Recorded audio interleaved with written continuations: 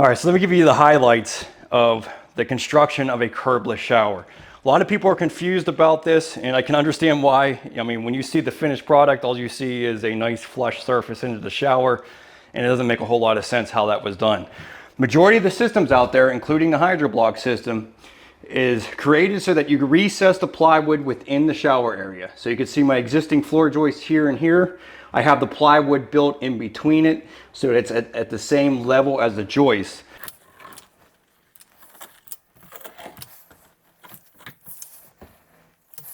Okay, so this is where it's nice not having the riser pipe glued.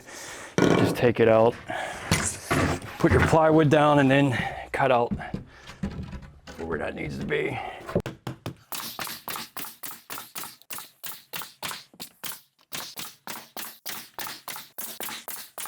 Now, when you put new subflooring, or if you have existing subflooring, most of the time you're 3/4 of an inch.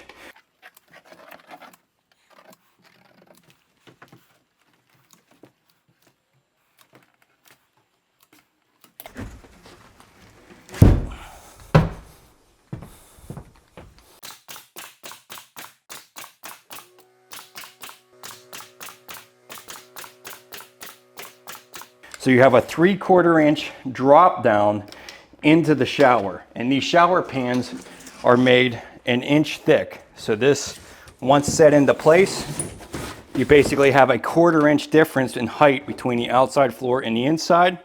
And there's a bunch of different ways you can go about addressing that.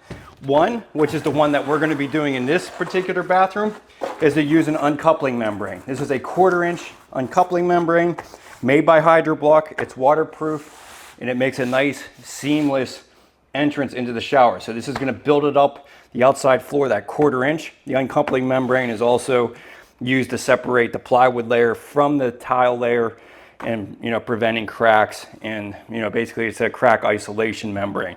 So this is a great way to go about it.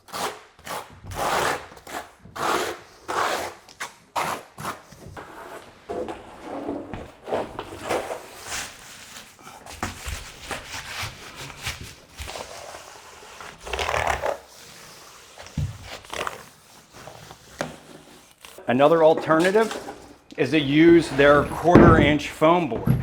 So this is 1/4 inch thick.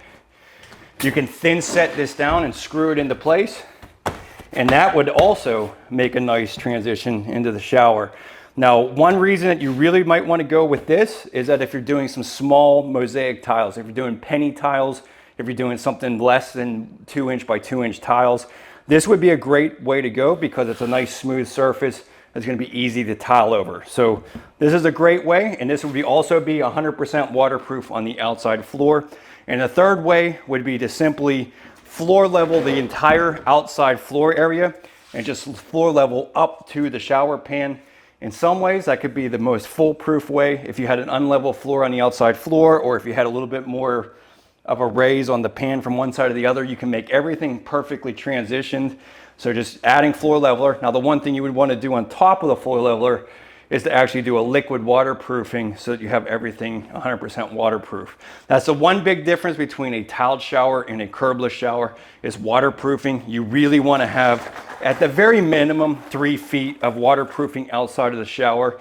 But I would really highly recommend you just do the entire bathroom floor so you don't have any issues with water migration through the thin set layer and getting out into that plywood layer.